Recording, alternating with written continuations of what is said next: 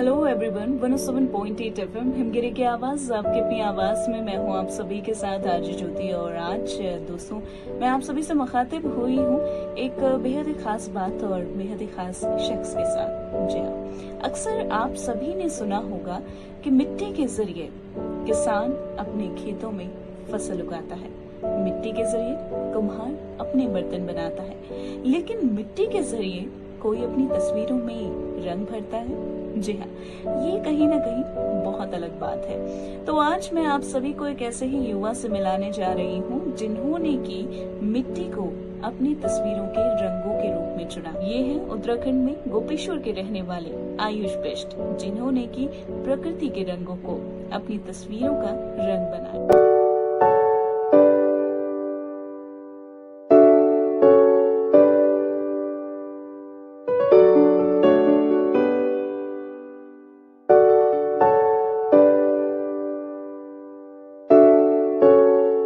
तो चलिए फिर करते हैं बिना किसी देर के इनसे मुलाकात। आयुष के सबसे पहले आपका मैं इस्तकबाल करना चाहूंगी, वेलकम करूंगी आपका। Thank you ma'am, thank you. कैसे हैं आयुष आप? मैं बढ़िया हूँ। तो आयुष, आपने तो कह सकते हैं कि अपनी इस बहुत ही यूनिक क्रिएटिविटी से सभी को बिल्कुल हैरान कर दिया है कि वाकई में मिट्टी से कोई कैसे तस्वीरों में रंग भर सकता है। तो आयुष, सभी के दिल में यही सवाल है कि आखिर कैसे, क्योंकि मुझे लगता है जब आपने शुरुआत की होगी तो तब भी सबके दिल में यही सवाल होंगे, मिट्टी से आखिर तस्वीरों में कैसे रंग भरे जा सकते हैं। तो सबसे पहले तो मैं जानना चाहूंगी आयुष कि यह ख्याल कैसे आया कि रंगों को छोड़ा जाए और मिट्टी को रंग के तौर पर इस्तेमाल किया जाए। सबसे पहले तो मेरे लिए भी ये बहुत कॉम्प्लिकेटेड था मिट्टी को एज अ कलर यूज करना, बट परिस्थिति ही नए आविष्कार का जरिया होती है। मोस्टली परिस्थिति के कारण ही नई चीज का मतलब इन्वेंशन होता है।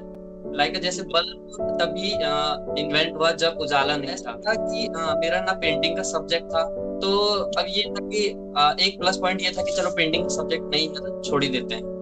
फिर साइंस वाले थे तो ये था कि साइंस से कुछ कर लेंगे, आगे बन जाएगा, नौकरी मिल जाएगी, गवर्नमेंट जॉब कर लेंगे, अपना मतलब दिन कट जाएंगे। तो फिर ऐसे छोड़ दी पेंटिंग। धीरे धीरे धीरे धीरे वो चीज ऐसी थी, पेंटिंग उसमें मेरा बचपन से इंटरेस्ट था, मतलब 5th क्लास, और छोड़ने का डिसीजन 10th 11th समथिंग में आया था। तो 5th क्लास से 10th क्लास तक पेंटिंग में इंटरेस्ट रख के फिर छोड़ना मतलब मेरे लिए बहुत बड़ा चैलेंज था। एंड रेनी सीजन्स में आपने देखा होगा कि जैसे मिट्टी के छींटे पड़े होते हैं ना मकानों पे, तो वहीं से मतलब इमेजिन किया किया किया किया ट्राई किया। मतलब वो चीज बोलने में तो इजी है, बट मेरे लिए कॉम्प्लिकेटेड बोलने में तो इजी लग रहा है। सोचना, समझना, इमेजिन करना, फिर उसमें कुछ क्रिएट करना, वो चीज बहुत कॉम्प्लिकेटेड था। तो फर्स्ट मैंने पेंटिंग बनाई थी, मतलब लगभग 2 से 3 मंथ लगे थे उसको बनाने में। और मिट्टी में आई थिंक कलर से ज्यादा इजी है मिट्टी करना। जी, लेकिन देखा जाए आयुष की मिट्टी को कलर के तौर पर इस्तेमाल करना, इसमें कह सकते हैं कि बहुत ज्यादा मेहनत वाली बात है, क्योंकि मिट्टी को हम इजीली यूज नहीं कर सकते हैं कलर के तौर पर। तो कैसे कैसे मुश्किलात का सामना आपको करना पड़ा, क्या क्या चैलेंजेस थे शुरुआत में? जैसे आपने कहा कि इतना लंबा वक्त लगा, तो क्या क्या चीजें थी? चैलेंजेस तो ये है कि आप जो कलर आपका आता है वो ये मान के चलो आप कंपनी से मतलब जैसे आता होगा, तो वहाँ जो उनके साइंटिस्ट रहते होंगे, रिसर्चर रहते होंगे, कलर बनाने वाले, पिगमेंट रेशियो, वो सब बने के आते हैं। नेचर में हमको कोई रेशियो बना नहीं मिलता, कोई साइंटिस्ट बैठा है ना कोई रिसर्च वाला बैठा है। तो उसमें ये कि खुद ही हम इन्वेंशन करके खुद ही प्रोडक्ट रेडी करना है। मिट्टी से कलर बनाने में कोई थ्योरी भी नहीं है, ना कोई फॉर्मूला है जो मिट्टी का कलर बना। तो कॉम्प्लिकेटेड तो था। फिर अब कलर तो बना दिया, अब देन नेक्स्ट जो चैलेंज था उसको पेज पर उतारना है। उस पे अब पेज पे भी लगा दिया, उसको आगे कैसे बढ़ाया जाए, मतलब शेड कैसे लाया जाए, कैसे लाया जाए। देन जो थर्ड आया वो था कि अब लगा भी दिया, बना भी दिया, टिकाए कैसे। तो वही सबसे बड़ा चैलेंज था, क्योंकि टिकना बहुत मुश्किल था, क्योंकि सूखने के बाद ये धूल की तरह उड़ भी सकती थी और मतलब धीरे धीरे धीरे धीरे अपने आप ही उतर सकती थी। तीसरा चैलेंज वो बड़ा था। उसको भी धीरे धीरे धीरे धीरे मतलब उस पे काम किया, तो फाइनली मतलब मुझे सक्सेस मिली गई।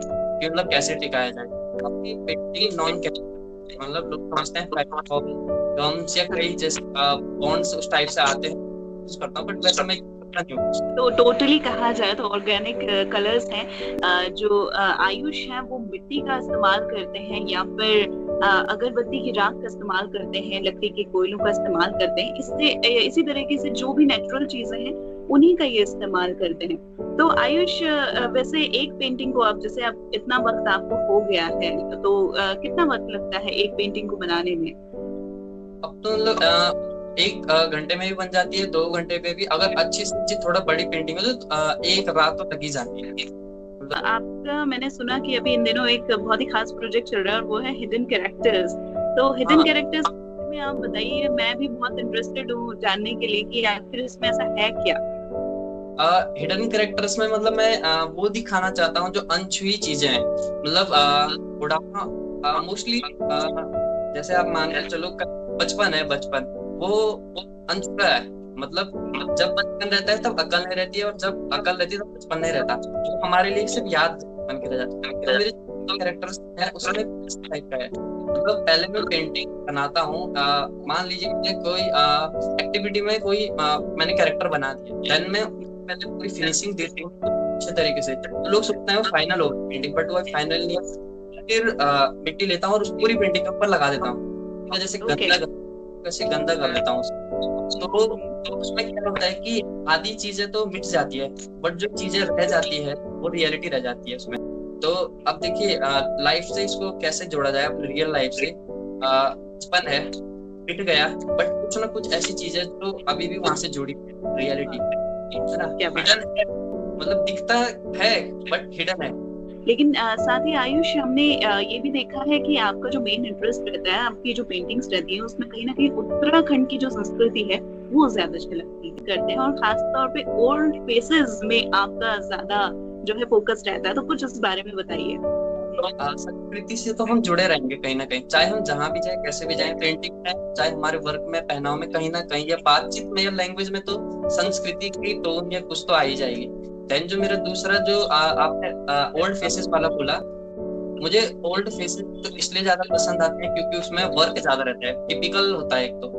और फिर जो मतलब एक्सप्रेशन आपके ओल्ड फेसेस पे मिलते हैं वो आपको किसी और फेसेस पे नहीं मिल पाएंगे, क्योंकि उसमें एक तो एक्सपीरियंस, दर्द और पूरे लाइफ का मतलब पैदा होने से लेकर बुढ़ापे तक उनके सारा फेस एक्सप्रेशन पे दिख जाता है। 17 साल की आपकी उम्र है और बहुत कुछ आपके दिमाग में है। हमने सुना है कि आप चाहते हैं कि आपकी इस क्रिएटिविटी को सिर्फ इंडिया में नहीं बल्कि पूरे वर्ल्ड वाइड में पहचान मिले, और सिर्फ आपको ही नहीं, सारे युवाओं को आप आगे बढ़ाना चाहते हैं। जिस तरह आप गोपेश्वर से रिलेट करते हैं, तो आप चाहते हैं कि वहाँ के जो युवा है वो भी आगे बढ़े, और उत्तराखंड में जो पलायन जो सबसे मुख्य समस्या है वो भी खत्म हो। तो इस बारे में क्या कहना चाहेंगे?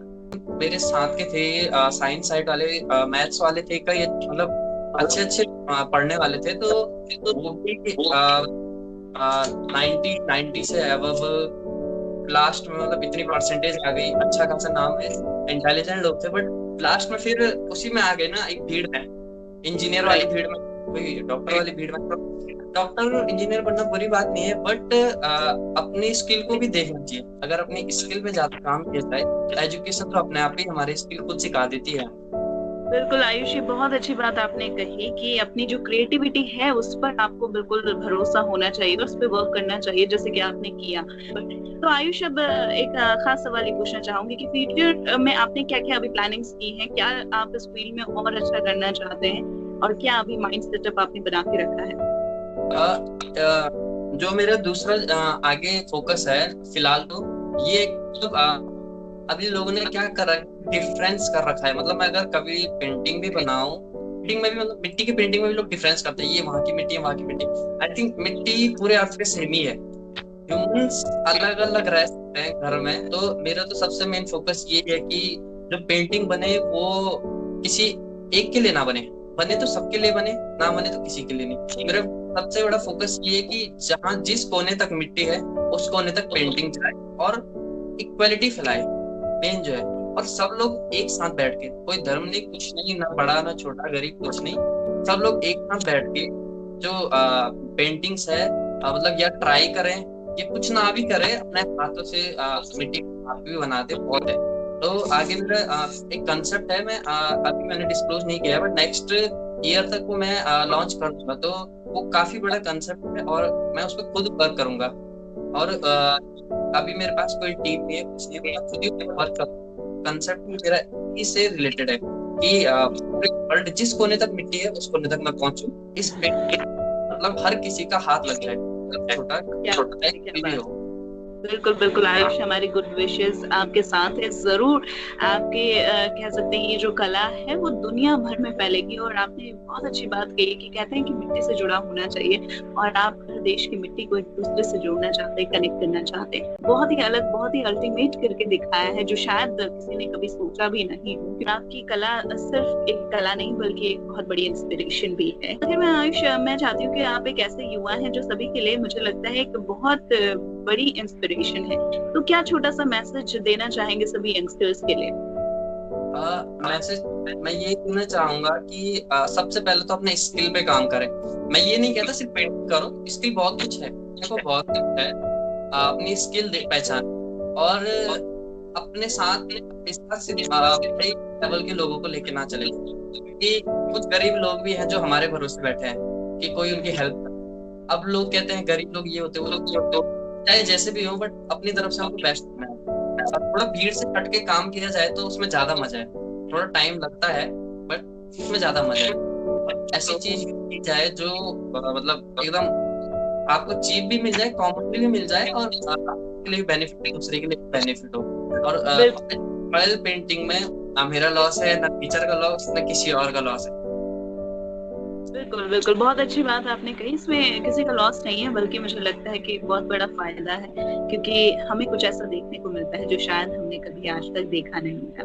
तो आयुष, बहुत अच्छा लगा आपसे बात करके, और हम आपको एक बार फिर से बहुत सारी बधाई देंगे आपके काम के लिए, और यही दुआ करेंगे एक बार फिर से कि आपका काम यूं ही आगे बढ़ता रहे, और भी बहुत कुछ अच्छा अच्छा हमें देखने को मिले। कि आयुष के आप फेसबुक अकाउंट पे जाइए, इंस्टा अकाउंट पे जाइए, और देखिए कि आयुष ने क्या क्या जादूगरी की है। तो मिट्टी के इस जादूगर से अब हम अलविदा लेंगे, और आपको यही कहेंगे कि बहुत बहुत शुक्रिया इतनी अच्छी अच्छी बातें हमसे शेयर करने के लिए।